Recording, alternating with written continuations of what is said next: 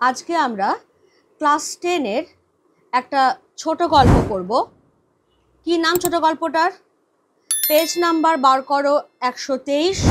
ছোট গল্পের নামটা সবাই দেখতে পাচ্ছ, নদীর বিদ্রোহ। কেমন? তাহলে একটা শুরু করবার আগে আমরা প্রত্যেকেই দেখে নেব এখান থেকে আমাদের পরীক্ষায় কি ধরনের প্রশ্ন আসতে পারে। এটা যেহেতু একটা ছোট গল্প, সেজন্য এখান থেকে আমাদের 4 ধরনের প্রশ্ন আসবে।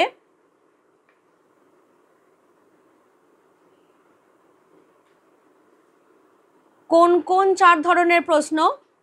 এমসিকিউ থাকবে, এসএকিউ থাকবে, শর্ট আনসার টাইপ কোয়েশ্চেন বা সংক্ষিপ্ত উত্তরধর্মী প্রশ্ন, আর ব্রড কোয়েশ্চেন্স বা রচনাধর্মী প্রশ্ন।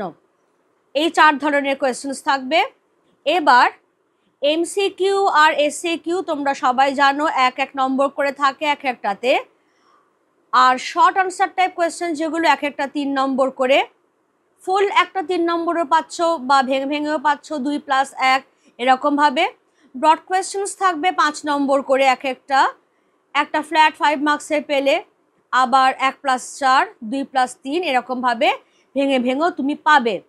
এবং যত ভালো করে আমরা পড়াটা করব, যত গুছিয়ে সুন্দর করে বুঝে আমরা পড়াটা করব, তত কিন্তু আমরা এমসিকিউ এসএকিউ ইভেন 3 মার্কসের কোয়েশ্চেনেও ফুল মার্কস তুলতে পারবো।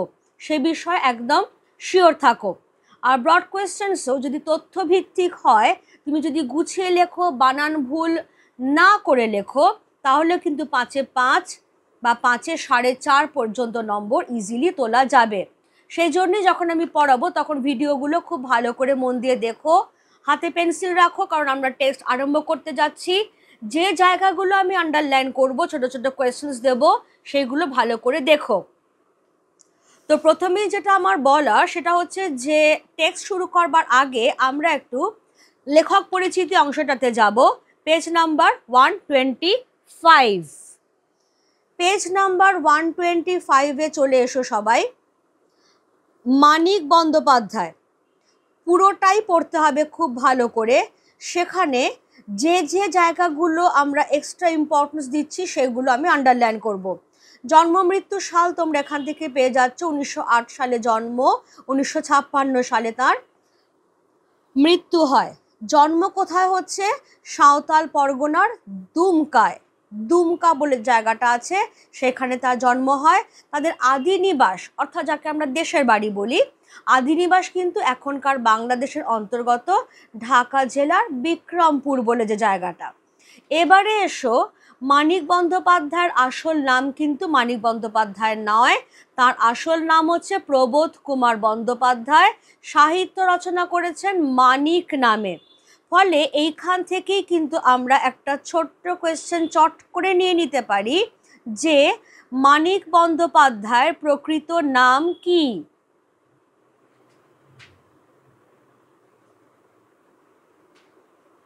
ভীষণ আসে এই কোয়েশ্চেনটা। মানিক বন্দ্যোপাধ্যায়ের প্রকৃত নাম কি?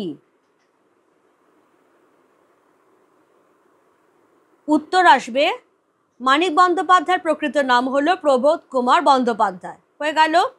এবারে দেখো, কলকাতার প্রেসিডেন্সি কলেজে তিনি যখন পড়ছেন তখন তার প্রথম গল্প প্রকাশিত হয় অতসী মামি। কেমন? এইখান থেকেও কিন্তু আমাদের কোয়েশ্চেন আসে। সেটা কি? আমি একদম স্ট্রেট এইখান থেকে ধরে নিচ্ছি কোয়েশ্চেনটা। মানিক বন্দ্যোপাধ্যায়ের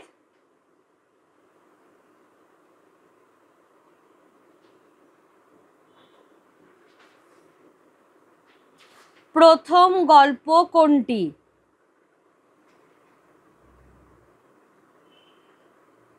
এইগুলো আমাদের এমসিকিউতে এসএকিউতে ভীষণভাবে কিন্তু চাওয়া হয়।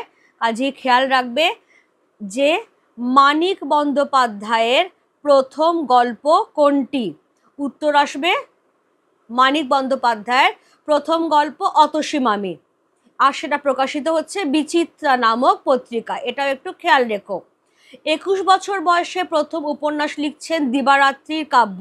তাহলে মানিক বন্দ্যোপাধ্যায়ের প্রথম উপন্যাসের নাম হচ্ছে দিবারাত্রির কাব্য, রাইট? এবার সেটা কিন্তু তার প্রথম প্রকাশিত উপন্যাস নয়, প্রথম প্রকাশিত উপন্যাস হচ্ছে জননী। এই জায়গাটা খেয়াল রেখো, কারণ এখান থেকে যদি আমরা কোয়েশ্চেন পাই যে মানিক বন্দ্যোপাধ্যায়ের প্রথম প্রকাশিত উপন্যাসের নাম কি, উত্তর আসবে জননী। তাহলে প্রথম উপন্যাস লিখছেন দিবারাত্রি কাব্য, কিন্তু প্রথমে বেরোচ্ছে যেটা সেটা হলো জননী। গল্প গ্রন্থ, যেগুলোকে আমরা গল্প সংকলন গ্রন্থ বলছি, সেগুলোর মধ্যে কি কি রয়েছে? অতসী মামি ও অন্যান্য গল্প, প্রাগৈতিহাসিক, মিহি ও মোটা কাহিনী, সরীসৃপ, বউ, সমুদ্রের স্বাদ, ভেজাল, হলুদ পোড়া, আজকাল পরশুর গল্প, পরিস্থিতি, ছোট বড়, মাটির মাসুল, ছোট বকুলপুরের যাত্রী, ফেরিওয়ালা, লাজুকলতা ইত্যাদি। এবার সবচেয়ে সমাদৃত উপন্যাসগুলোর মধ্যে রয়েছে পুতুল নাচের ইতিকথা আর পদ্মা নদীর মাঝি, তার রচিত উপন্যাসগুলির মধ্যে সবচেয়ে সমাদৃত। তাহলে এখান থেকে যদি আমরা একটা কোয়েশ্চেন পাই যে মানিক বন্দ্যোপাধ্যায়ের উপন্যাসগুলির মধ্যে সবচেয়ে সমাদৃত কোনগুলি, তোমার আনসার আসবে পুতুল নাচের ইতিকথা আর পদ্মা নদীর মাঝি। হলো। এবার প্রবন্ধ, প্রবন্ধের সংকলন। প্রবন্ধের সংকলন হচ্ছে লেখকের কথা। লেখকের কথা তাহলে কি হচ্ছে? তার প্রবন্ধ সংকলন। এই ছোট্ট ছোট্ট জায়গাগুলো একটু আমাদের দেখে রাখতে হবে ভীষণভাবে, কারণ আমাদের টার্গেটই হচ্ছে যে ছোট ছোট কোয়েশ্চেনে ফুল মার্কস তুলে নেওয়া। এবারে চলে এসো, তাহলে আমরা মানিক বন্দ্যোপাধ্যায় সম্পর্কে বেসিক ইনফোগুলো পেয়ে গেলাম। এবার একদম টেক্সটে প্রবেশ করব। Page number 123, 123। নদীর বিদ্রোহ। আমি বারবারই বলেছি স্পেলিং ভুল এড়াবার জন্য দেখে নেবে এই বানানটা আর এই বানানটা, খুব ভুল হয় ছেলে মেয়েদের, দয়রাফলা ওকার। মানিক বন্দ্যোপাধ্যায়ের ভুলের জায়গাটা হচ্ছে এই জায়গাটা, জফালা ওকার হবে। কেমন? চলো স্টার্ট করছি আমরা। 4:45 প্যাসেঞ্জার ট্রেনটিকে রওনা করাইয়া দিয়া নদের চাঁদ নূতন সহকারীকে ডাকিয়া বলিল, আমি চললাম হে।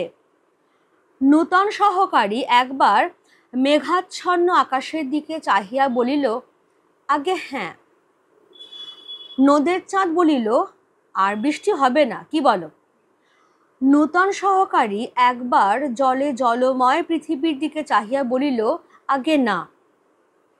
এইটুকু জায়গার মধ্যে দিয়ে আমরা যেটা বুঝতে পারছি, আমরা মূল চরিত্রের নাম পেয়ে গেছি। নদীর বিদ্রোহ গল্পের মূল চরিত্রের নাম হচ্ছে নদের চাঁদ, সেটা আমরা পেয়ে গেলাম। তাহলে তিনি কি করছেন? তিনি 4:45 অর্থাৎ 4:45, তখন বিকেল 4:45 বাজে, সেই 4:45টার প্যাসেঞ্জার ট্রেনটিকে রওনা করিয়ে দিয়ে তিনি তার নতুন অ্যাসিস্ট্যান্টকে ডেকে বলছেন যে তিনি এখনকার মতো একটু বেরোচ্ছেন। এবার সহকারী, সে সবেমাত্র জয়েন করেছে, সে তার ঊর্ধ্বতন কর্তৃপক্ষের কথায় কথা হ্যাঁতে হ্যাঁ মেলাতেই অভ্যস্ত, সেইভাবেই শিখিয়ে পড়িয়ে তাকে পাঠানো হয়েছে। সেজন্যেই সে দেখছে যে হ্যাঁ আকাশ যদিও মেঘে ঢাকা, তবুও সে বলছে যে হ্যাঁ আজ্ঞে হ্যাঁ। এবার যখন নদের চাঁদ তাকে জিজ্ঞাসা করছেন যে আর বোধহয় বৃষ্টি হবে না, কি বলো? সে সেই কথাতেও হ্যাঁতে হ্যাঁ মিলিয়ে বলছে যে আগে না, যদিও সে দেখেছে যে টানা বৃষ্টিতে চারিদিক একেবারে জলে জলময় হয়ে রয়েছে, এই রকম অবস্থায় কিন্তু আবারও বৃষ্টি আসবার সম্ভাবনা আছে, কিন্তু তার ঊর্ধ্বতন কর্তৃপক্ষ যখন এটা সায় চাইছেন যে আর বৃষ্টি হবে না, তখন সে সেটাতেই সায় দিয়ে বলছে যে আগে না। ছোট্ট কথায় সে কাজ ছেড়ে দিচ্ছে। কেমন? তাহলে এখান থেকে আমরা যে ছোট ছোট কোয়েশ্চেনগুলো চট করে নিয়ে নেব, সেগুলো কি? যেটা আমি এক্ষুনি বললাম, নদীর বিদ্রোহ গল্পের মূল চরিত্রের নাম কি?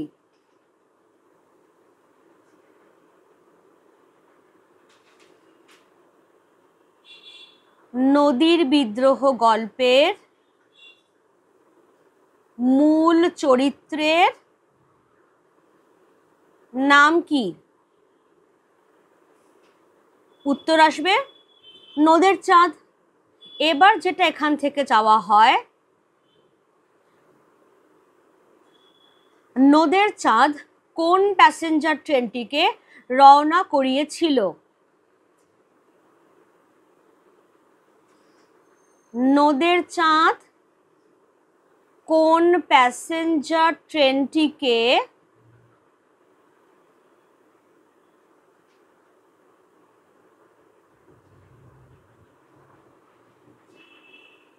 রওনা করিয়েছিল?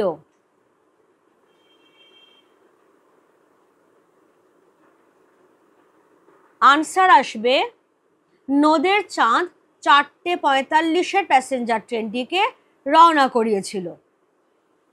তাহলে এই অবধি আমাদের বোঝা হয়ে গেল যে 4:45 প্যাসেঞ্জার ট্রেনটিকে রওনা করিয়ে দিয়ে যে সময়টুকুর জন্য সে স্টেশনে থাকছে না, সেই সময়টুকুর জন্য তার নতুন অ্যাসিস্ট্যান্টকে দায়িত্ব দিয়ে সে কিছুক্ষণের জন্য বেরোচ্ছে। এবার দেখো পরের পেজে, নদের চাঁদ লাইন ধরিয়া 1 মাইল দূরে নদীর উপরকার ব্রিজের দিকে হাঁটিতে লাগিল।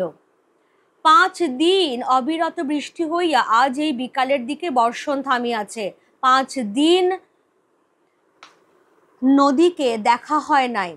নদের চাঁদ ছেলে মানুষের মতো ঔৎসুক্য বোধ করিতে লাগিল। আকাশে যেমন মেঘ করিয়া আছে, হয়তো আবার কিছুক্ষণের মধ্যেই প্রবল ধারায় বর্ষণ শুরু হইয়া যাইবে। তা হোক, ব্রিজের এক পাশে আর চুপচাপ বসিয়া কিছুক্ষণ নদীকে না দেখিলে সে বাঁচিবে না। 5 দিনের আকাশ ভাঙা বৃষ্টি না জানি নদীকে আজ কি অপরূপ রূপ দিয়াছে। দুদিকে মাঠ ঘাট জলে ডুবিয়া গিয়াছিল। রেলের উঁচু বাঁধ ধরিয়া হাঁটিতে হাঁটিতে দুপাশে চাহিয়া চাহিয়া নদের চাঁদ নদীর বর্ষণ পুষ্ট মূর্তি কল্পনা করিবার চেষ্টা করিতে লাগিল। 30 বছর বয়সে নদীর জন্য নদের চাঁদের এত বেশি মায়া একটু অস্বাভাবিক। কেবল বয়সের জন্য নয়, ছোট হোক তুচ্ছ হোক, সে তো একটা স্টেশনের স্টেশন মাস্টার। দিবারাত্রি মেল, প্যাসেঞ্জার আর মালগাড়িগুলির তীব্র বেগে ছোটাছুটি নিয়ন্ত্রিত করিবার দায়িত্ব যাহাদের, সেও তো তাহাদেরই একজন। নদীর জন্য এমনভাবে পাগলা হওয়া কি তার সাজে? নদের চাঁদ সব বোঝে, নিজেকে কেবল বুঝাইতে পারে না। নিজের এই পাগলামিতে যেন আনন্দই উপভোগ করে। তাহলে এই দুটো প্যারাগ্রাফ থেকে যেটা আমরা দেখলাম যে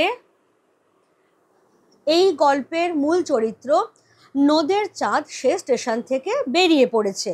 তখন বিকেল 4:45 বাজে। এবার সে রেল লাইন ধরে হাঁটছে।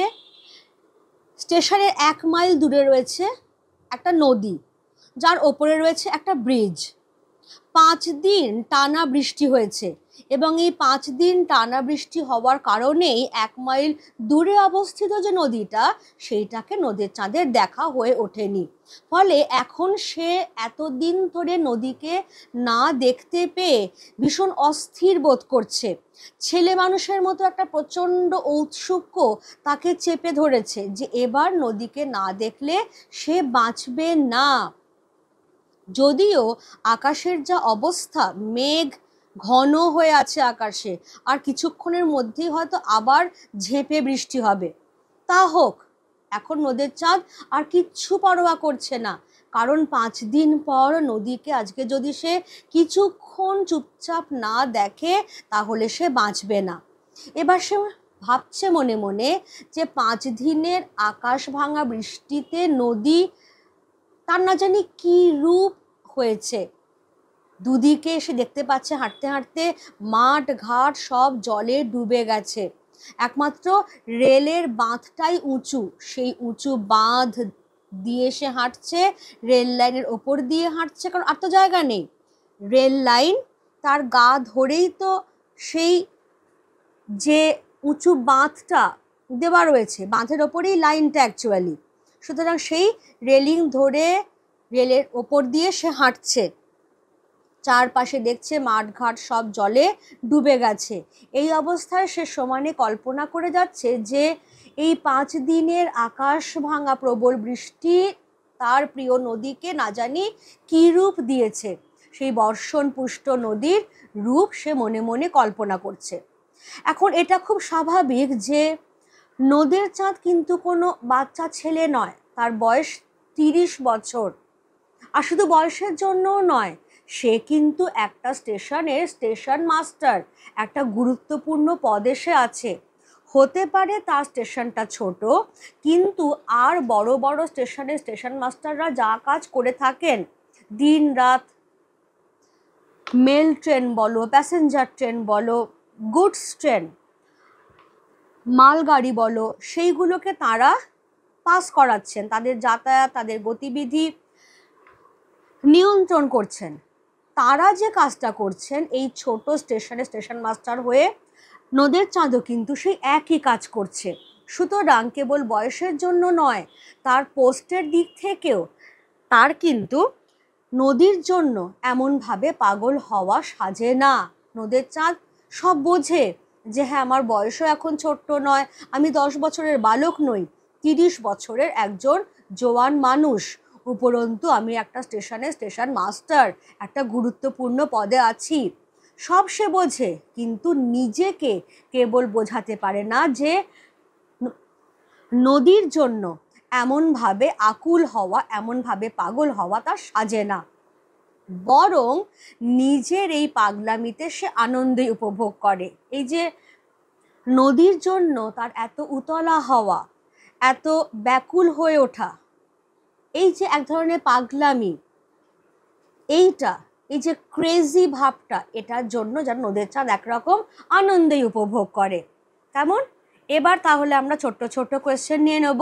সেটা হচ্ছে, স্টেশন থেকে নদীটি কত দূরে ছিল?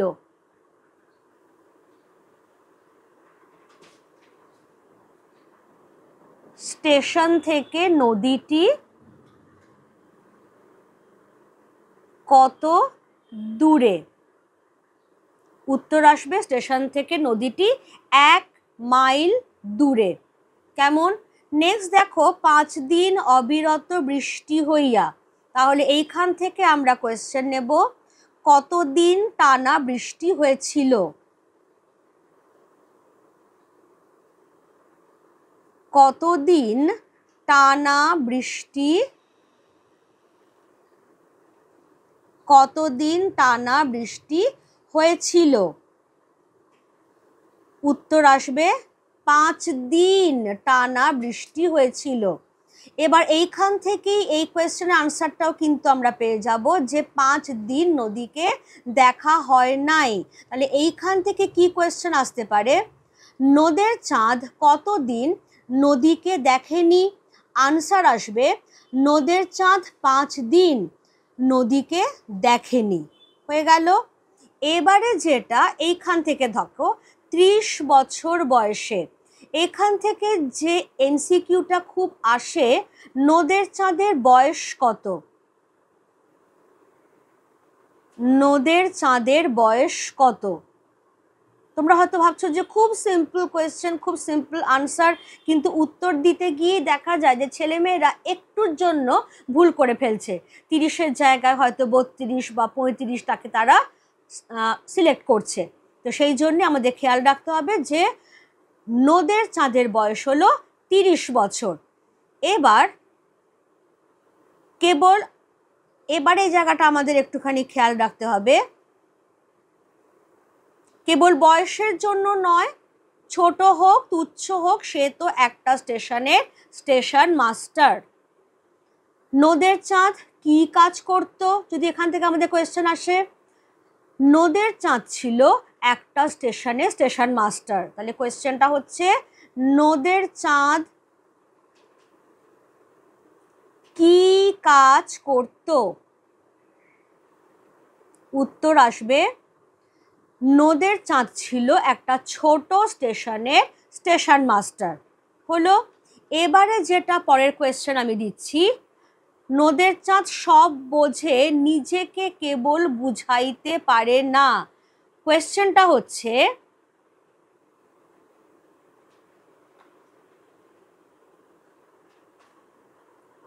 কে কি বোঝাতে পারে না?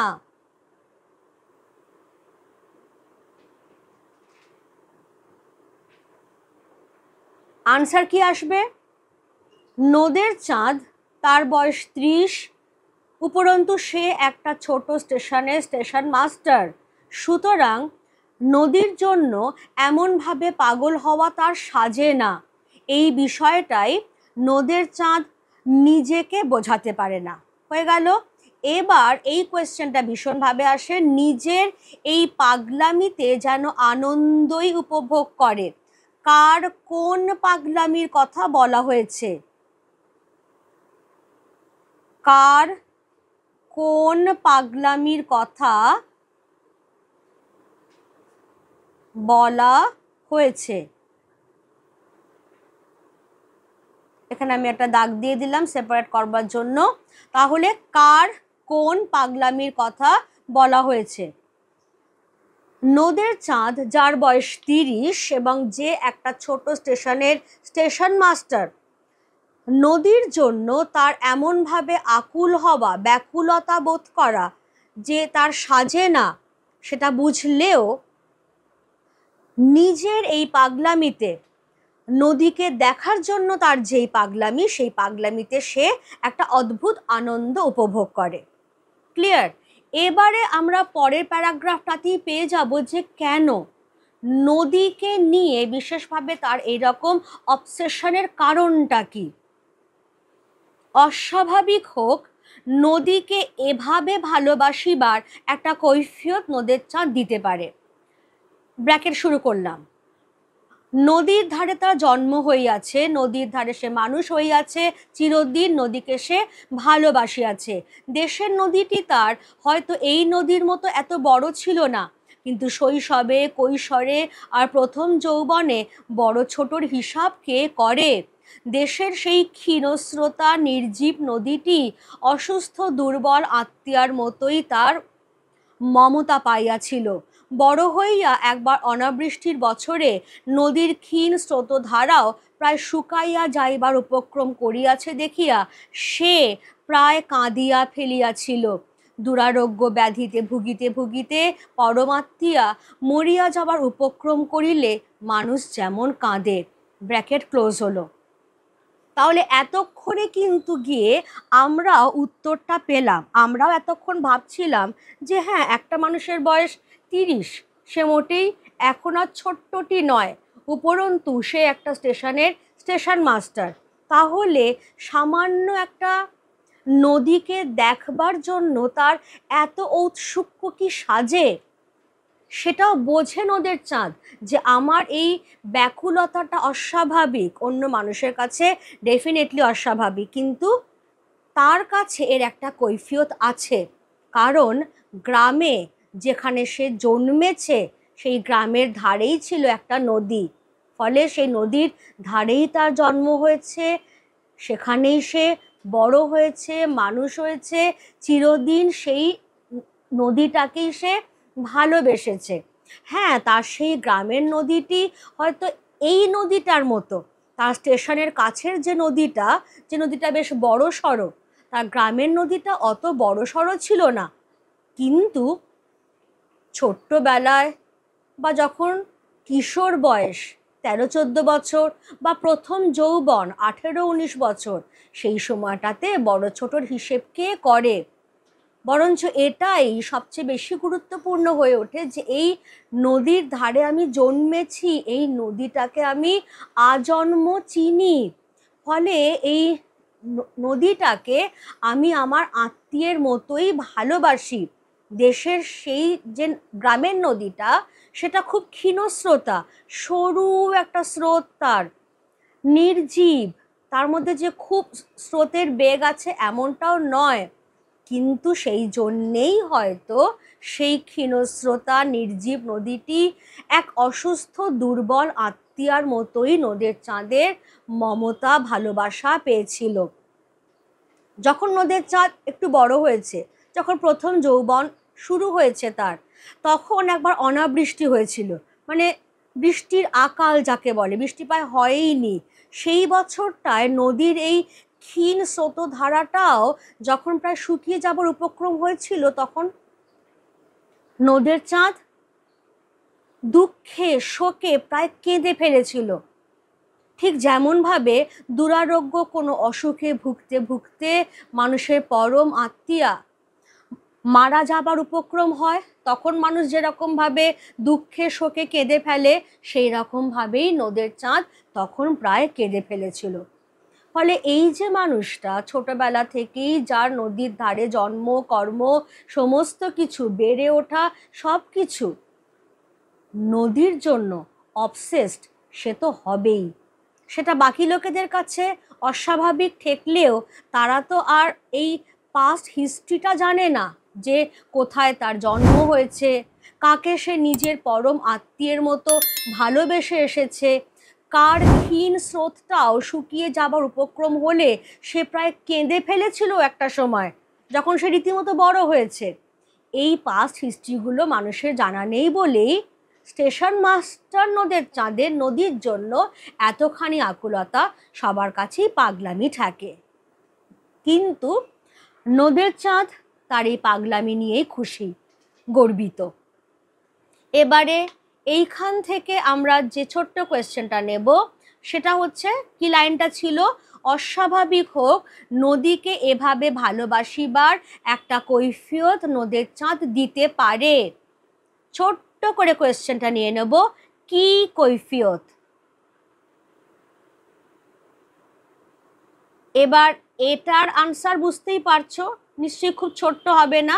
এটার আনসার যে পুরো ব্র্যাকেট করা রয়েছে আমার, যে কি কৈফিয়ত, নদীর ধারে তার জন্ম, কর্ম, বেড়ে ওঠা সেই ক্ষীণস্রোতা নির্জীব নদীটাকে পরম আত্মীয়ের মতো ভালোবেসে ফেলা, অনাবৃষ্টি বছরে যখন সেই ক্ষীণ স্রোতটাও প্রায় শুকিয়ে যাবার উপক্রম, তখন সেই রীতিমতো বড় হয়ে যাওয়া নদের চাঁদের, তার জন্য কান্নাকাটি ইত্যাদি এই সমস্ত কিছু তোমাকে আনতে হচ্ছে।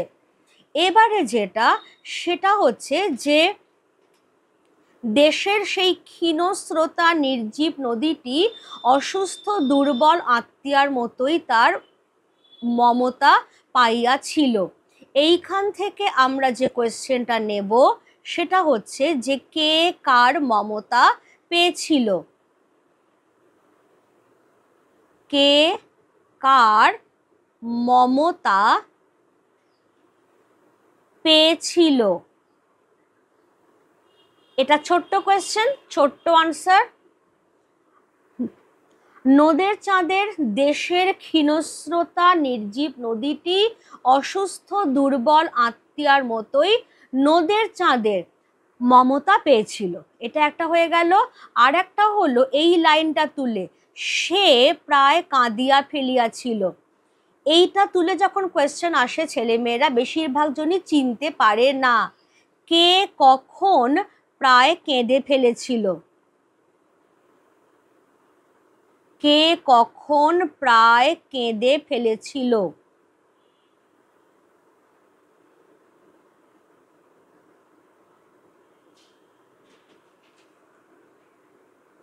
উত্তর কি আসবে?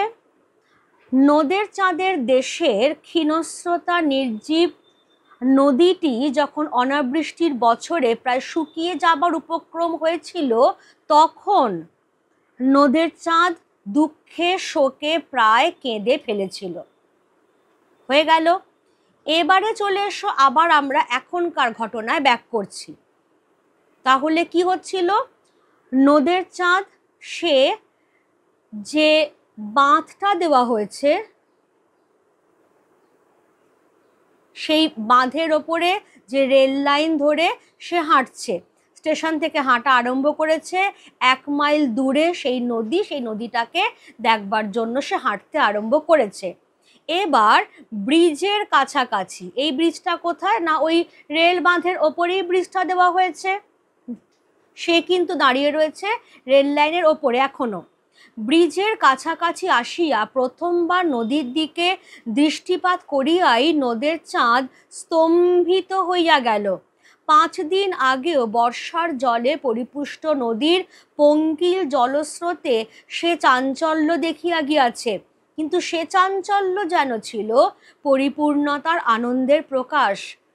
আজ যেন সেই নদী খেপিয়া গিয়াছে, গাঢ়তর পঙ্কিল জল ফুলিয়া ফাঁপিয়া ফেনোচ্ছ্বাসিত হইয়া ছুটিয়া চলিয়াছে।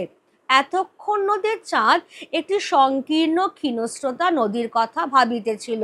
তার 4 বছরের চেনা এই নদীর মূর্তিকে তাই যেন আরো বেশি ভয়ঙ্কর, আরো বেশি অপরিচিত মনে হইল।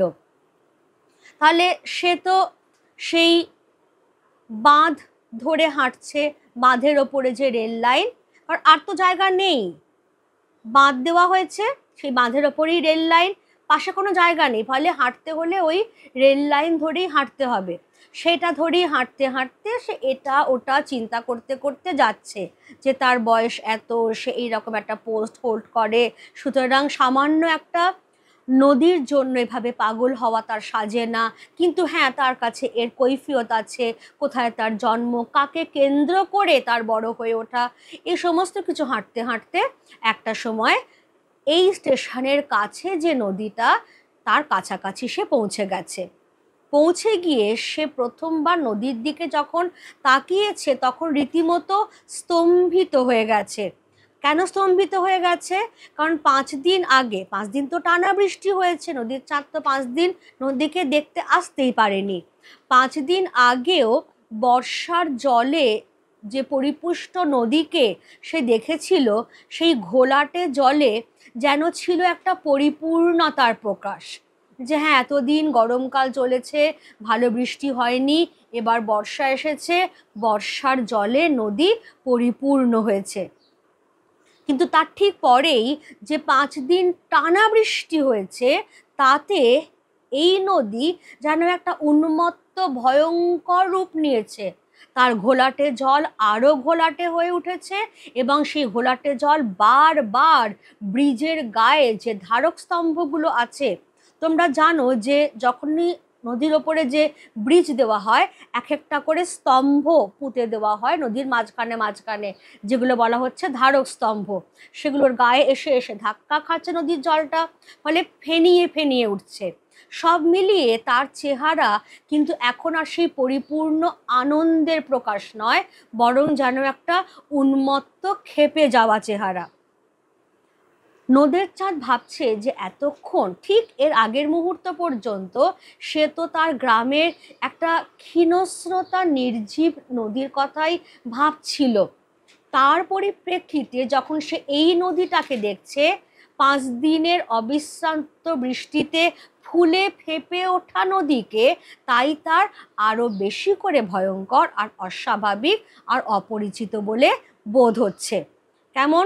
তাহলে এইখানটা, এই লাইনটা যেটা রয়েছে, নদের চাঁদ স্তম্ভিত হইয়া গেল, কোয়েশ্চেনটা আমরা করতেই পারি, নদের চাঁদ কেন স্তম্ভিত হয়ে গিয়েছিল? নদের চাঁদ কেন স্তম্ভিত হয়ে গিয়েছিল?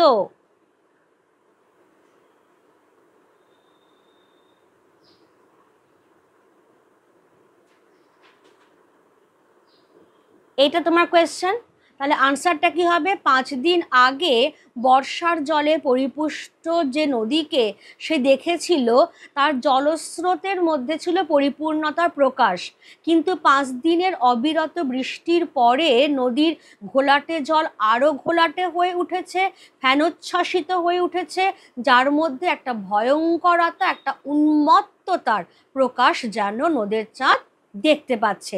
তাই সে স্তম্ভিত হয়ে যাচ্ছে। স্তম্ভিত কথার মানেই হচ্ছে হতবাক হয়ে যাওয়া।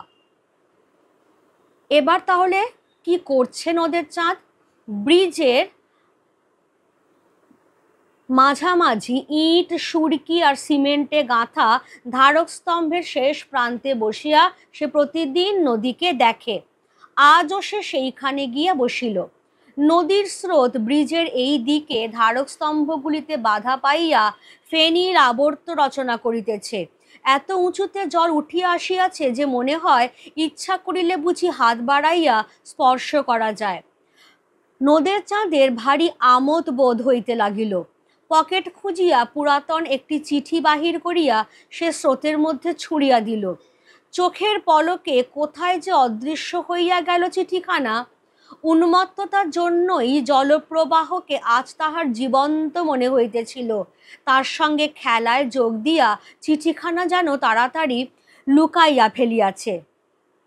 তাহলে এবার নদের চাঁদ কি করছে? সে তো প্রথমটা এক হতবাক হয়ে গেল, স্তম্ভিত হয়ে গেল। তার গ্রামের নদীর সঙ্গে কম্পেয়ার করে তার মনে হচ্ছে যে এই নদীটাকে এই জন্যেই আমার আরো বেশি ভয়ঙ্কর, আরো বেশি অচেনা, অপরিচিত মনে হচ্ছে, কারণ আমার গ্রামের নদীটা তো খুব ক্ষীণস্রোতা ছিল, আর এই নদীটা বেশ বড় সড়ো, বৃষ্টির জলে আরো ফুলে ফেঁপে উঠেছে। তো এখন নদের চাঁদ কি করলো? সে একেবারে ব্রিজের মাঝখানটায় চলে এলো। সেখানে ইট, সুরকি, বালি, সিমেন্টে গাঁথা যে ধারক স্তম্ভ, সে ধারক স্তম্ভের শেষ প্রান্তে বসলো। কারণ প্রত্যেক দিন এর আগে পর্যন্ত সে যখনই নদীকে দেখতে গেছে তখনই এই ধারক স্তম্ভের এই শেষ প্রান্তে বসেই সে প্রত্যেক দিন নদীকে দেখেছে। আজও সেই নিয়মে ব্যতিক্রম হলো না, সেখানে এসে বসলো। এবারে যেটা হচ্ছে, যেটা আমি এক্ষুনি বললাম, যে বর্ষার জলে পুষ্ট যে এই নদী, সেই নদী প্রচণ্ড ক্ষেপে তার উন্মত্ত স্রোত নিয়ে ধারক স্তম্ভগুলোর গায়ে বারবার ধাক্কা মারছে, বারবার ধাক্কা মারছে। ফলে একটা ফেনিল আবর্ত তৈরি হচ্ছে, একটা ঘূর্ণিপাক মতো তৈরি হচ্ছে। জলের স্রোত আসছে, ধাক্কা খাচ্ছে, ফেরত যাচ্ছে।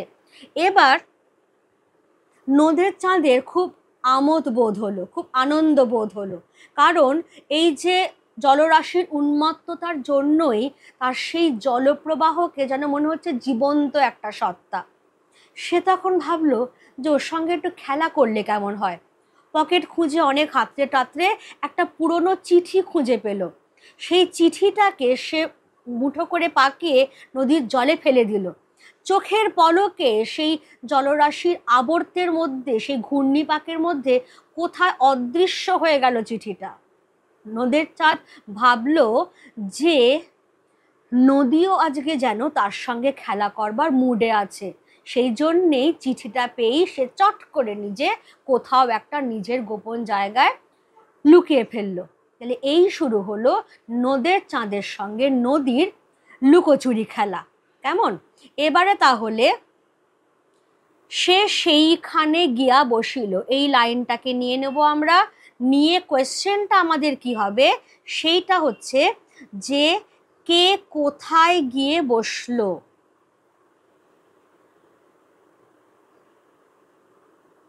কে কোথায় গিয়ে বসলো? তোমার আনসার কি হবে? সেটা হচ্ছে যে নদীকে দেখবার জন্য নদের চাঁদ ব্রিজের মাঝামাঝি ইট, সুরকি আর সিমেন্টে গাঁথা ধারক স্তম্ভের একেবারে শেষ প্রান্তে গিয়ে বসলো। ব্যাস, এইখানে গিয়েই কিন্তু তোমার আনসার শেষ হয়ে যাচ্ছে। এবারে যেটা, সেটা হচ্ছে যে নদের চাঁদের ভারী আমোদ বোধ হইতে লাগিল। কেমন? তাহলে এইখান থেকে যদি আমরা কোয়েশ্চেনটা নিই যে কার কেন আমোদ বোধ হলো, কার কেন আমোদ বোধ হলো। আমোদ মানে আনন্দ, সবাই জানো। কার কেন আমোদ বোধ হলো, অর্থাৎ নদের চাঁদ 5 দিন আগেও যে নদীকে দেখেছিল, 5 দিন অবিরত বৃষ্টির পর যে নদীকে সে দেখছে, সে নদী শুধু বর্ষণপুষ্ট পরিপূর্ণতার আনন্দে আনন্দিত নদী নয়, বরং সে একটা ভয়ঙ্কর উন্মত্ত চেহারা নিয়েছে। তার জলপ্রবাহ ধারক স্তম্ভের গায়ে এসে ধাক্কা খেয়ে একটা ফেনিল আবর্ত ঘূর্ণিপাকের সৃষ্টি হচ্ছে। এই সমস্ত কিছু দেখে শুনে, আর জলটা এতটাই উঠে এসেছে যে হাত বাড়ালেই স্পর্শ করা যায়, এই সব কিছু দেখে শুনেই নদের চাঁদের ভারী আনন্দ হতে লাগলো।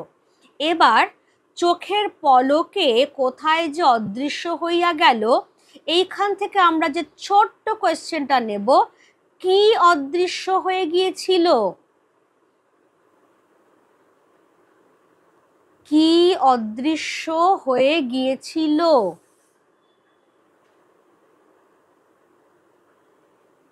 নদের চাঁদের পকেটে যে অতি পুরনো একটা চিঠি ছিল, সেটা সে নদীর জলে ছুঁড়ে ফেলবা মাত্রই নদীর ঘূর্ণিপাকে সেটা কোথায় যেন অদৃশ্য হয়ে গেছিল। তাহলে পুরনো চিঠিখানা। কেমন? আচ্ছা, এবারে তাহলে আমরা যেটা পেলাম যে জলস্রোতের এই যে উন্মত্ততার জন্যই নদীর জলপ্রবাহকে নদের চাঁদের মনে হচ্ছে যেন জীবন্ত একটা সত্তা, এবং সেও যেন আজকে নদের চাঁদের সঙ্গে লুকোচুরি খেলতে চায়। এই লুকোচুরি খেলার লোভটা নদের চাঁদ সামলাতে পারছে না। কি হচ্ছে এবার? দুদিন ধরিয়া বাহিরের অবিশ্রান্ত বর্ষণের সঙ্গে সুর মিলাইয়া নদের চাঁদ বউকে প্রাণপণে একখানা 5 পৃষ্ঠা ব্যাপী বিরহ বেদনাপূর্ণ চিঠি লিখিয়াছে। চিঠি পকেটেই ছিল, একটু মমতা বোধ করিল বটে, কিন্তু যেটা আমি এক্ষুনি বলছিলাম, নদীর সঙ্গে খেলা করার লোভটা সে সামলাইতে পারিল না। এটুকু আমরা আগে দেখে রাখি। তাহলে কদিন ধরে চিঠি লেখা হয়েছে এটা দেখতে হবে। এই জায়গাটা তুলে তাহলে আমরা কোয়েশ্চেনটা নেব, সেটা হচ্ছে নদের চাঁদ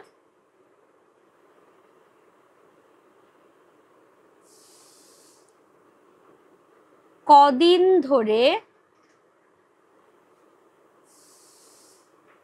চিঠি লিখেছিল। দেখো, এখানে গুলিয়ে ফেলবার কোনো জায়গা নেই, কারণ চিঠি সে লিখছে একটাই, আর আগের যে চিঠিটা সেটা কিন্তু অনেক পুরনো চিঠি। ফলে চিঠি লিখেছিল, তোমাকে এখানে আর দরকার নেই যে স্ত্রীকে চিঠি লিখেছিল বা কিছু। কেমন? তাহলে আমরা বুঝতেই পারছি যে নদের চাঁদ দুদিন ধরে এই চিঠিটা লিখেছিল। এবারে যেটা আমাদের বলবার, যে এই চিঠিটা ক পাতার চিঠি হয়েছিল। তাহলে এখান থেকে কোয়েশ্চেনটা নিয়ে নেব।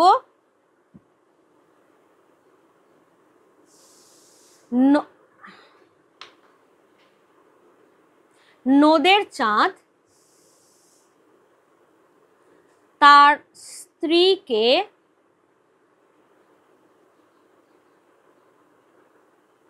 ক পাতার চিঠি লিখেছিল।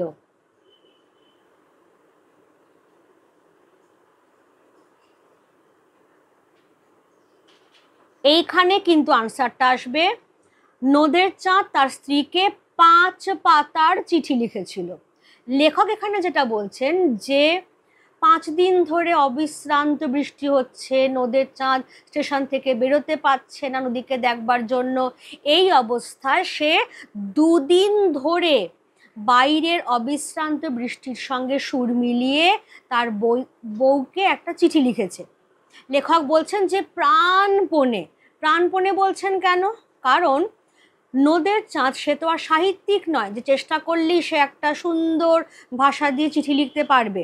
ফলে ভাষা, ভাব, আবেগ সমস্ত কিছুই তাকে জোগাড় করে সে সব কিছু মিলিয়ে মিশিয়ে একটা চিঠি লিখতে তার প্রাণপণ চেষ্টা করতে হচ্ছে, প্রচণ্ড একটা চেষ্টা করতে হচ্ছে। তাতেই একটা 5 পৃষ্ঠার লম্বা চিঠি হয়েছে, যে চিঠিটা বিরহ বেদনায় পূর্ণ। বিরহ মানে হচ্ছে ব্যবধান, অর্থাৎ স্ত্রী তার কাছে নেই, স্ত্রীকে কাছে না পাওয়ার যে বেদনা, যে যন্ত্রণা, সেটা জানিয়েই সে চিঠিটা বউকে লিখেছিল। কিন্তু চিঠিটা তখনও ডাকে ফেলা হয়নি, পোস্ট করা হয়নি, চিঠিটা তার পকেটেই ছিল। এবার যে নদীকে তার একটা জীবন্ত সত্তা বলে মনে হচ্ছে, অলরেডি একটা পুরনো চিঠি যার জলে ফেলে দিয়ে সে লুকোচুরি খেলায় মেতেও উঠেছে, তার সঙ্গে লুকোচুরি খেলবার লোভে নদের চাঁদ কি করছে, একটু মনে মনে কষ্ট হচ্ছে বটে, মমতা বোধ করছে বটে, কিন্তু ওই যে 5 পৃষ্ঠার বউকে লেখা চিঠিটার একখানি পাতা ছিঁড়িয়া দুমড়াইয়া মোচড়াইয়া জলে ফেলিয়া দিতে লাগিল। 5 পৃষ্ঠাব্যাপী বউকে লেখা চিঠি, একটা একটা করে পাতা নদের চাঁদ ছিঁড়ছে, মুঠি পাকাচ্ছে, জলের মধ্যে ফেলে দিচ্ছে, আর দেখছে কিভাবে সেই নদী মুহূর্তের মধ্যে, চোখের পলক ফেলতে না ফেলতেই, তার সেই ঘূর্ণি পাকের মধ্যে সেই পাতাগুলোকে কোথায় যেন লুকিয়ে ফেলছে। এরকমভাবেই খেলায় দুজনে মেতে উঠছে। তারপর নামিল বৃষ্টি, সে কি মুষলধারায় বর্ষণ। ঘণ্টা 3 বিশ্রাম করিয়া মেঘের যেন নূতন শক্তি সঞ্চিত হইয়াছে। এইখান থেকে আমরা একটা ছোট্ট কোয়েশ্চেন নিয়ে নেব, সেটা হচ্ছে যে কতক্ষণ বৃষ্টির বিরাম ছিল?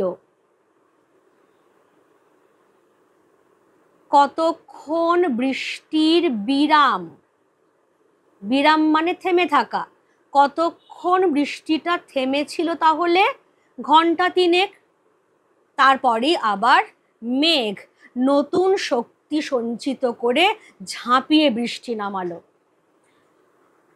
নদের চাঁদ বসিয়া বসিয়া ভিজিতে লাগিল, উঠিল না। নদী হইতে একটা অশ্রুতপূর্ব শব্দ উঠিতেছিল, তার সঙ্গে বৃষ্টির ঝমঝম শব্দ মিশিয়া হঠাৎ এমন একটা সংগত সৃষ্টি করিয়াছে যে নদের চাঁদের মন হইতে ছেলে মানুষই আমোদ মিলাইয়া গেল। তার মনে হইতে লাগিল এই ভীষণ মধুর শব্দ শুনিতে শুনিতে সর্বাঙ্গ অবশ অবসন্ন হইয়া আসিতেছে। প্রচণ্ড বৃষ্টি শুরু হয়ে গেছে আবার, মাত্র ঘণ্টা 3 বিরাম, তারপরে আবার ঝমঝমিয়ে বৃষ্টি। সে কিন্তু উঠছে না, সে ধারক স্তম্ভের শেষ প্রান্তে বসে বসে ভিজছে। নদী থেকে একটা অশ্রুতপূর্ব শব্দ উঠে আসছে, এমন শব্দ যা নদের চাঁদ এর আগে শোনেনি। সেই একটা প্রচণ্ড ভয়ঙ্কর শব্দ উঠে আসছে, তার সঙ্গে বৃষ্টির শব্দ মিশিয়ে এমন একটা অদ্ভুত সঙ্গত বা যুগলবন্দি সৃষ্টি করছে যে নদের চাঁদের মন থেকে সমস্ত ছেলে মানুষই আমোদ যা এতক্ষণ ছিল সেটা দূর হয়ে যাচ্ছে। তার মনে হচ্ছে যে এই ভয়ঙ্কর মধুর শব্দটা কেমন, শব্দটা ভয়ঙ্কর মধুর, অর্থাৎ শুনতে ভীষণ ভয়ঙ্কর, কিন্তু তার মধ্যেও এমন একটা মাধুর্য আছে যে না শুনে থাকা যায় না। সেই শব্দ শুনতে শুনতে যেন শরীর মন সমস্ত কিছু অবশ হয়ে যায়, অবসন্ন হয়ে যায়, আর কোনো কাজ করতে ইচ্ছে করে না, বসেই থাকতে ইচ্ছে করে। নদের চাঁদেরও সেই অবস্থা হয়েছে। সেই ভয়ঙ্কর মধুর শব্দ সে শুনেই যাচ্ছে, বৃষ্টির জলে ভিজেই যাচ্ছে। ক্রমে ক্রমে দিনের স্তিমিত আলো মিলাইয়া চারিদিক অন্ধকারে ছাইয়া গেল।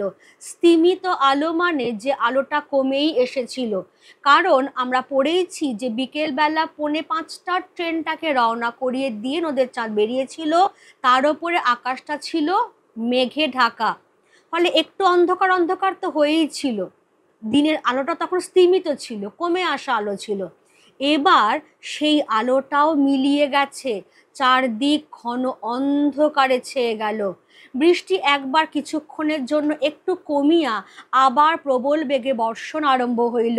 ব্রিজের উপর দিয়ে একটা ট্রেন চলিয়া যাওয়ার শব্দে আকস্মিক আঘাতে ঘুম ভাঙিয়া যাওয়ার মতো একটা বেদনাদায়ক চেতনা কিছুক্ষণের জন্য নদের চাঁদকে দিশেহারা করিয়া রাখিল। তারপরে সে অতি কষ্টে উঠিয়া দাঁড়াইল। তাহলে এতক্ষণ তো নদের চাঁদ একরকম অবসন্ন হয়ে বসেছিল, তার মধ্যে চেতনা বলে বস্তুটাই ছিল না। সে শুধু বৃষ্টিতে ভিজেই যাচ্ছে, ভিজেই যাচ্ছে, কারণ নদীর জলের শব্দ বৃষ্টির শব্দ মিশিয়ে এমন একটা ভয়ঙ্কর মধুর শব্দ তৈরি করছে যাতে কোনো চেতনা কাজ করে না। এদিকে দিনের আলো একেবারে নিভে গেছে, অন্ধকার গাঢ় হয়ে গেছে, নদের চাঁদ কিন্তু বসেই আছে। হঠাৎ সেই ব্রিজের ওপর দিয়ে, রেল লাইনের ওপর দিয়ে ঝমঝম ঝমঝম আওয়াজ করে একটা ট্রেন যখন চলে গেল, তখন নদের চাঁদের চেতনা ফিরল। তখন একটা বেদনাদায়ক অবস্থা তার, যে সে কি করবে বুঝে উঠতে পারছে না, একটু দিশেহারা বোধ করছে। তারপরে অনেক কষ্টে, কারণ তার তো পুরো সর্বাঙ্গ অবশ হয়ে গেছে, সে তো বসেই আছে ওখানে থুম হয়ে, আস্তে আস্তে ধীরে ধীরে সে উঠে দাঁড়াচ্ছে, খুব কষ্ট করে উঠে দাঁড়াচ্ছে। বড় ভয় করিতে লাগিল নদের চাঁদের, হঠাৎ তাহার মনে হইয়াছে রোষে ক্ষোভে উন্মত্ত এই নদীর আর্তনাদী জলরাশির কয়েক হাত উঁচুতে এমন নিশ্চিন্ত মনে এতক্ষণ বসিয়া থাকা তাহার উচিত হয় নাই। হোক ইট সুরকি সিমেন্ট পাথর লোহা লক্করে গড়া ব্রিজ, যে নদী এমনভাবে খেপিয়া যাইতে পারে তাহাকে বিশ্বাস নাই। তাহলে এবার যেটা আমরা পড়ছিলাম যে নদের চাঁদের মন থেকে সমস্ত ছেলে মানুষই আমোদ অনেকক্ষণ চলে গেছে। সে একটা অবসন্নভাবে নদীর ওপর তৈরি করা যে ব্রিজ, সেই ধারক স্তম্ভের ওপরে সে বসেই ছিল।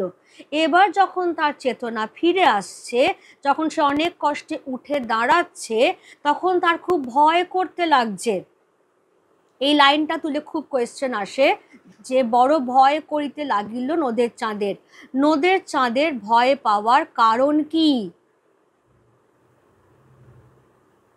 নদের চাঁদের ভয় পাওয়ার কারণ কি? কারণ হচ্ছে এটাই যে রোষে ক্ষোভে উন্মত্ত যে নদী আজকে হয়েছে, তার এই আর্তনাদী জলরাশি ধারক স্তম্ভে ধাক্কা লেগে লেগে যেটা আর্তনাদ তৈরি করছে, তার মাত্র কয়েক হাত উঁচুতে এমন নিশ্চিন্তভাবে বসে থাকাটা তার ঠিক হয়নি। কারণ যদিও সেই ব্রিজ ইট বালি সুরকি লোহা লক্করে তৈরি, কিন্তু যে নদী এমনভাবে ক্ষেপে উঠতে পারে, সেই নদী যে কোনো মুহূর্তে এই ব্রিজ ভেঙে চুরে দিতে পারে। সুতরাং সেই নদীর মাত্র কয়েক হাত উঁচুতে এমন নিশ্চিন্তভাবে বসে থাকাটা এতক্ষণ নদের চাঁদের ঠিক হয়নি। এটা ভেবেই তার ভয় করছে। অন্ধকারে অতি সাবধানে লাইন ধরিয়া হাঁটিতে হাঁটিতে আবার তাহলে সেই রেল লাইন ধরেই নদের চাঁদ এবার ব্যাক করছে স্টেশনের দিকে। নদীর বিদ্রোহের কারণ সে বুঝিতে পারিয়াছে। ব্রিজটা ভাঙিয়া ভাসাইয়া লইয়া দুপাশে মানুষের হাতে গড়া বাঁধ চুরমার করিয়া সে স্বাভাবিক গতিতে বহিয়া যাইবার পথ করিয়া লইতে চায়। কিন্তু পারিবে কি? পারিলেও মানুষ কি তাকে রেহাই দিবে? আজ যে ব্রিজ আর বাঁধ সে ভাঙিয়া ফেলিবে, কাল মানুষ আবার সেই ব্রিজ আর বাঁধ গড়িয়া তুলিবে। তারপর এই গভীর প্রশস্ত জলপূর্ণ নদীর তার দেশের সেই ক্ষীণস্রোতা নদীতে পরিণত হইতে না জানি মোটে আর কত দিন লাগিবে। তাহলে এবারে যেটা আসছে যে যখন চারিদিকে ঘনঘোর অন্ধকার, নদের চাঁদের ভয় করছে, এবার সেই ভীত শঙ্কিত চিত্তেই সে রেল লাইন ধরেই স্টেশনের দিকে ফিরছে। এবার নদীর বিদ্রোহের কারণ সে বুঝতে পেরেছে। কোয়েশ্চেনটা আমরা চট করে এখান থেকে নিয়ে নেব। নদীর বিদ্রোহের কারণ কি ছিল?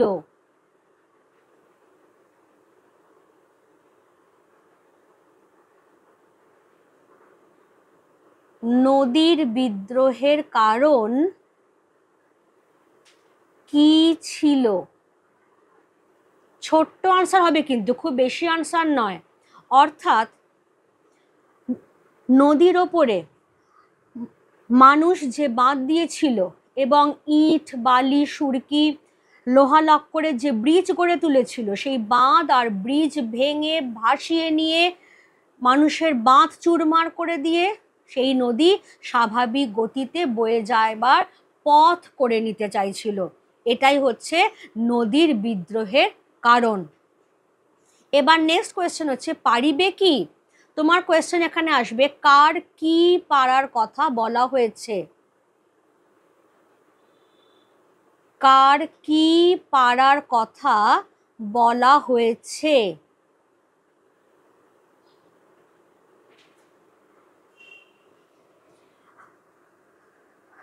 এবার এটা আনসার কি হবে? নদী চেয়েছিল যে তার ওপরে ইট সুরকি বালি সিমেন্ট লোহা লক্করে গড়া যে ব্রিজ এবং দুপাশে মানুষের হাতে গড়া বাঁধ সমস্ত কিছুকে ভেঙে ভাসিয়ে চুরমার করে দিয়ে নদী তার স্বাভাবিক গতিতে বয়ে যাবার পথ করে নিতে চেয়েছিল। তাহলে এটাই হচ্ছে কার কি পারবার কথা বলা হয়েছে। এবারে পারিলেও মানুষ কি তাকে রেহাই দিবে? তাহলে এটা যদি নদী করতেও পারে, নদের চাঁদ ভাবছে যে নদী যদি এটা করতেও পারে, তার এই রোষে উন্মত্ত জলরাশি নিয়ে সে যদি মানুষের হাতে গড়া লোহার তৈরি ব্রিজ, বাঁধ সমস্ত কিছু ভেঙে চুরে তার স্বাভাবিক গতিতে বয়ে যেতে সক্ষম হয়, মানুষ কিন্তু তাকে রেহাই দেবে না। আজকে হয়তো সে বাঁধ আর ব্রিজ ভেঙে ফেলতে পারলো, কিন্তু দুদিন বাদেই মানুষ আবার তার উপরে বাঁধ দেবে, ব্রিজ তৈরি করবে, এবং তার ফলেই এই যে আজকের এই গভীর প্রশস্ত জলপূর্ণ নদী আস্তে আস্তে ধীরে ধীরে তার গ্রামের সেই নির্জীব ক্ষীণস্রোতা নদীতে পরিণত হবে। এতক্ষণে তাহলে নদীর জন্য তার মায়া হচ্ছে, তার কষ্ট হচ্ছে, যার জন্যে এরপরে কি আসছে, স্টেশনের কাছে নূতন রং করা বৃষ্টির জন্য এতকাল নদের চাঁদ গর্ব অনুভব করিয়াছে। আজ তার মনে হইল কি প্রয়োজন ছিল ব্রিজের। তাহলে এতকাল নদের চাঁদের একটা গর্ব ছিল, ভীষণ গর্বের বস্তু ছিল যে স্টেশনের কাছে নতুন রং করা ব্রিজটা, যেটা নদীর ওপরে যে বাঁধ দেওয়া হয়েছে সেই বাঁধের ওপরেই এই ব্রিজটা তৈরি করা হয়েছে, এটার জন্য নদীর চাঁদের গর্ব হচ্ছিল এতদিন। কিন্তু আজকে যখন সে নদীর বিদ্রোহের কারণটা বুঝতে পারছে, এই যে জলরাশির ক্ষেপে ওঠা, ধারক স্তম্ভের গায়ে বারবার ধাক্কা মারা ধাক্কা মারা ধাক্কা মারা, নদী বিদ্রোহ করছে, সে চাইছে এই ব্রিজ বাঁধ মানুষের সমস্ত বন্ধন ভেঙে চুরে সে তার স্বাভাবিক নিজের গতিতে বয়ে যাবে, এটাই তার বিদ্রোহের কারণ। আর সেইটা বুঝতে পেরেই নদের চাঁদ নদীর জন্য একটা মায়া, একটা সহানুভূতি অনুভব করছে। আর তখনই তার মনে প্রশ্ন জাগছে যে সত্যিই কি এই ব্রিজটার কোনো দরকার ছিল? আমরা কোয়েশ্চেন নিয়ে নেব এখান থেকে, এই জায়গাটা এতকাল নদের চাঁদ গর্ব অনুভব করেছে, কিসের জন্য নদের চাঁদ গর্ব অনুভব করেছে? কিসের জন্য নদের চাঁদ গর্ব অনুভব করেছে?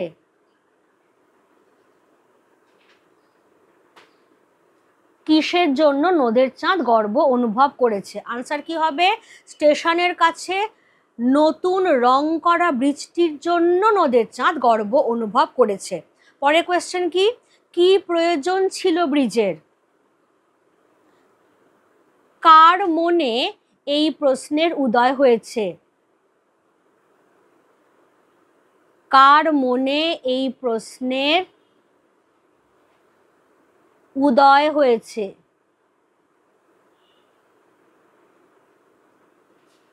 উত্তর খুব সহজ, স্টেশন মাস্টার নদের চাঁদের মনে এই প্রশ্নের উদয় হয়েছে। এবার তাহলে যে স্টেশনের কাছে নতুন রং করা ব্রিজটার জন্য এতকাল নদের চাঁদ খুব গর্ব অনুভব করেছিল, আজকে যখন সে নদীর বিদ্রোহের কারণটা বুঝতে পারছে, নদীর জন্য তার মায়া মমতা সহানুভূতি জন্মাচ্ছে, তখন তার মনে প্রশ্ন উঠছে যে সত্যি কি এই ব্রিজটার কোনো দরকার ছিল? বোধহয় এই প্রশ্নের জবাব দিবার জন্যই পিছন হইতে ৭ নম্বর ডাউন প্যাসেঞ্জার ট্রেনটি নদের চাঁদকে পিষিয়া দিয়া চলিয়া গেল ছোট স্টেশনটির দিকে। নদের চাঁদ ৪ বছর যেখানে স্টেশন মাস্টারি করিয়াছে এবং বন্দি নদীকে ভালোবাসিয়াছে, তাহলে সে তো হাঁটছিল রেল লাইন ধরেই চিন্তাগ্রস্ত মনে। ফলে পেছন থেকে যে ট্রেন আসছে, ট্রেনটা যে সমানে হুইসেল দিচ্ছে, সেগুলো সে খেয়ালই করেনি। আর সেই অবস্থাতে কি হলো, ৭ নম্বর ডাউন প্যাসেঞ্জার ট্রেন তাকে পিষে দিয়ে বেরিয়ে চলে গেল। চলে গেল কোন দিকে? সেই স্টেশনটার দিকে যেখানে নদের চাঁদ মাত্র ৪ বছর হলো স্টেশন মাস্টার হয়ে এসেছে এবং ৪ বছর ধরে এই বন্দি নদীকে সে ভালোবেসে গেছে।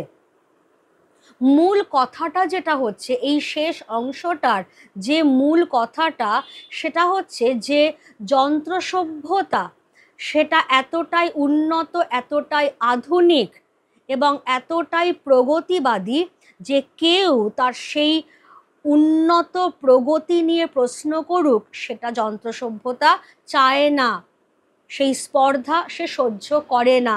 সেই জন্যই যারা এই স্পর্ধা করে যন্ত্র সভ্যতাকে প্রশ্ন করবার, তাদের সেই স্পর্ধার উত্তর যন্ত্র সভ্যতা তার মতো করেই দিয়ে দেয়। এখানেও নদের চাঁদ স্পর্ধা করেছিল যে নদীর ওপরকার ব্রিজের আদৌ কোনো দরকার ছিল কি না। তাহলে এটা যন্ত্র সভ্যতাকে চ্যালেঞ্জ করা, স্পর্ধা দেখানো, সেই স্পর্ধার উত্তর দিয়েই একটা ট্রেন অর্থাৎ যেটা যন্ত্র সভ্যতার প্রতীক নদের চাঁদকে পিষে দিয়ে বেরিয়ে চলে গেল। এই হচ্ছে তোমার স্পর্ধার উত্তর। কেমন? গল্পটা এখানেই শেষ। এখান থেকে আমরা ছোট্ট যে কোয়েশ্চেনগুলো নেব সেটা হচ্ছে কোন ট্রেনটি নদের চাঁদকে পিষে দিয়েছিল? কোন ট্রেনটি নদের চাঁদকে পিষে দিয়েছিল?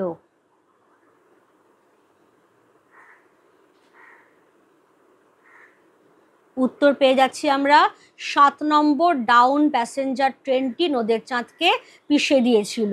এই জায়গাটা থেকে কোয়েশ্চেন নাও, যেখানে রয়েছে 4 বছর যেখানে স্টেশন মাস্টারি করিয়াছে নদের চাঁদ। তাহলে নদের চাঁদ কত বছর স্টেশন মাস্টার হয়েছিল? নদের চাঁদ কত বছর স্টেশন মাস্টার হয়েছিল? তাহলে উত্তর হচ্ছে নদের চাঁদ 4 বছর স্টেশন মাস্টার হয়েছিল। কেমন? তাহলে গল্পটা পুরো আমি পড়িয়ে দিয়েছি, বুঝিয়ে দিয়েছি, কি ফ্যাক্টর যেটা সেটাও বলে দিয়েছি যে যন্ত্র সভ্যতাকে প্রশ্ন করা সেটা যন্ত্র সভ্যতা প্রশ্নকারীর স্পর্ধা হিসেবে বিবেচনা করে এবং সেই স্পর্ধার উত্তর সে তার মতো করে দিয়ে দেয়। যেমন এখানেও যখন নদের চাঁদ এই প্রশ্ন করেছিল যে ব্রিজের কি কোনো দরকার ছিল আদৌ, এই স্পর্ধার উত্তর দেবার জন্যই একটা ট্রেন যেটা যন্ত্র সভ্যতার প্রতীক নদের চাঁদকে পিষে দিয়ে বেরিয়ে গেল। গল্পটা এখানেই শেষ হচ্ছে, আমার আলোচনাও এখানে শেষ হচ্ছে। এটার ওপরে আলাদা করে কোয়েশ্চেন আনসারের ভিডিও আমি ডেফিনেটলি দিয়ে দেব, তবে আরও কিছুদিন বাদে। আপাতত তোমরা ভালো করে গল্পটা পড়ে নাও, ছোট্ট ছোট্ট কোয়েশ্চেন যা আমি দিয়েছি সেগুলো দেখে নাও, পড়াটা তৈরি করে রাখো। কারোর কোনো ডাউট থাকলে ডেফিনেটলি সেটা আমাকে কমেন্ট বক্সে জানিও। আমার আরও যে অন্যান্য ভিডিও লিঙ্ক তোমরা ডেসক্রিপশানে পেয়ে যাবে। কেমন? আজকের ক্লাস তাহলে আমি এখানেই রাখছি। Thank you everybody.